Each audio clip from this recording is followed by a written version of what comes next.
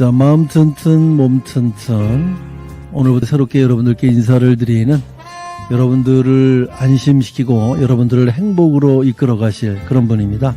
전 세계 인구가 똑같이 꿈꾸는 게 있다면 바로 행복일 건데요. 행복하기 위해 일을 하고, 또 행복하기 위해 사랑을 하고, 또 행복하기 위해 참으면서 행복에 도달하기 위해 참 애를 많이 쓰죠. 자, 금요일 이 시간 행복이 어디서 오는지 함께 생각해보는 시간을 저희가 마련을 하겠습니다. 뇌 건강으로 찾는 행복한 삶이란 주제로 우리 뇌를 행복을 설계해 주실, 그리고 그 비밀을 풀어주실 오늘의 주인공을 잠시 후에 자리에 모시도록 하겠습니다.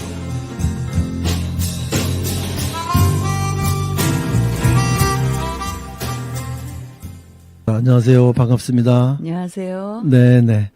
오늘 제가 모신 분은요, 제가 소개를 잘 해드리려고 미리 소개를 안 했습니다. 네. 국가공인 브레인 트레이너, 한국뇌행복문화원 대표, 한국지식문화원 대표 강사, 또 인문학 콘텐츠 연구소 교수, 뇌건강 인문학 강사로 활동 중인 전병식 대표를 자리에 모셨습니다. 네, 다시 한번. 반갑습니다. 네, 안녕하세요. 다양하고 복잡하네요. 그런 여러 가지 호르몬이 나오기까지는 자극도 주고 그래야 되는데, 사실 우리가 뇌에 대해서 좀 알아야 될 것 같아요. 뇌의 역할과 기능에 대해서도 이게 지나치거나 손상이 되면 어떻다, 이런 질병이 있을 수 있다, 뭐 이렇게 네. 설명을 좀 해주시죠. 이렇게 뇌는 네, 대뇌와 소뇌, 뇌간으로 커다랗게 구분하는데요. 대뇌는 기름덩어리 하얀 피질로 되어 있는 이 앞부분 이마부터 네, 정수리 전까지 해당하는 게 전두엽인데요. 네, 정수리 부분이 두정엽, 네. 양쪽 귀 옆에 여기가 측두엽, 측두엽, 또 뒤에가 후두엽이라고 후두엽. 해서 물체를 구분하고 네네. 색깔을 구분할 수 있는 이제 기능들을 말하는데요. 전두엽이라는 건 계획과 의사결정하고 행동을 조절하고 성격도 형성을 이렇게 중요한 역할을 하는데, 네네. 이것이 망가졌을 때 문제도 커요. 네. 오늘 점심에는 뭘 먹을까 고민하는 것도, 그런 결정도 전두엽이 하게 전두엽이 되고요. 역할을 하는군요. 네, 그리고 판단도 하게 되는데, 이 전두엽이 망가졌을 때 심각한 손상이 일어나죠. 네. 이해하기 쉽게 하나의 예를 들면 1823년도 생인 피니어스 게이지라는 철도 광부가 있었어요. 예. 전두엽의 역할을 광부의 사건과 뇌를 통해서 네. 발견해낸 건데요. 철도 공사 중에 폭파 사고가 있어서 커다란 쇠막대가 눈 밑에 광대뼈 주변부터 오른쪽 네네. 두정엽 입구까지 뚫린 거예요. 9cm 길이의 구멍이 났는데, 네. 존 마틴 할로우라는 의사가 한 달 만에 생명을 건지게 됐는데, 착하고 온순하고 성실하던 사람이 폭력적이고 네. 난폭하고 화도 잘 냈는데, 의사가 이 가족하고 몇 년을 같이 생활하면서 이분을 연구를 했죠. 네네.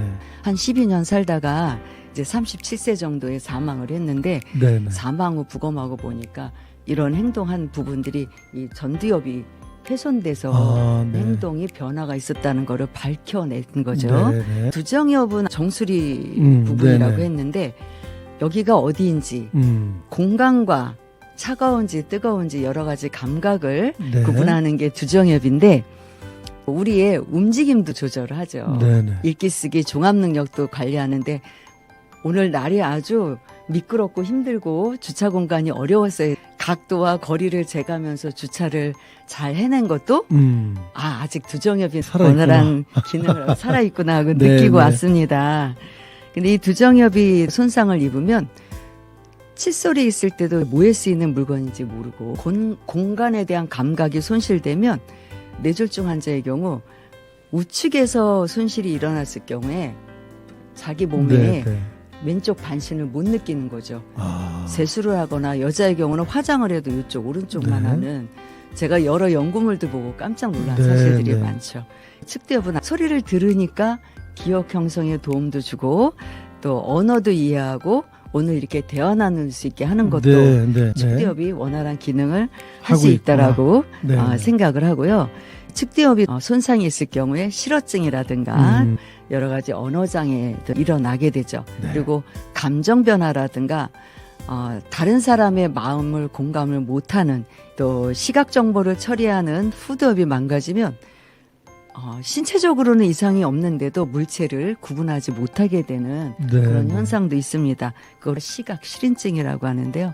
때로는 이제 환시도 보고 네. 손의 경우는 운동을 조절하고 균형 유지하고 네. 여러 가지 협응력 이런 거 관리하죠. 자전거를 탈 때 균형 잡거나 네네. 다 손의 역할이군요. 역할이고 또 뇌가는 호흡 또 심장박동 뭐 체온 조절 여러 가지 반사 큰 소리가 났을 때 움찔해서 돌아보고 우리 뇌간의 생명 유지 기능이 있어서 기회 되면 다음에 또 얘기하도록 하겠습니다. 네, 이렇게 해서 크게 대뇌와 소뇌, 네. 뇌간이 우리의 생명을 이어주고 활동을 원활하게 할 수 있다라는 정도만 전달해 드리겠습니다. 네네. 뇌 기능에 대해서 전두엽, 후두엽, 측두엽에 대해서 손상이 되면 이러한 증세가 있다라는 얘기까지 네. 설명을 자세히 해주셨는데, 그러면 이러한 증상이 있기 전에 우리가 미리 미연에 방지하기 위해서 뇌를 지키는 네. 나름대로의 뭐 건강한 습관이라든가 운동이라든가 이런 게 네. 좀 있어야 되지 않겠습니까? 네, 사실은 가장 중요한 게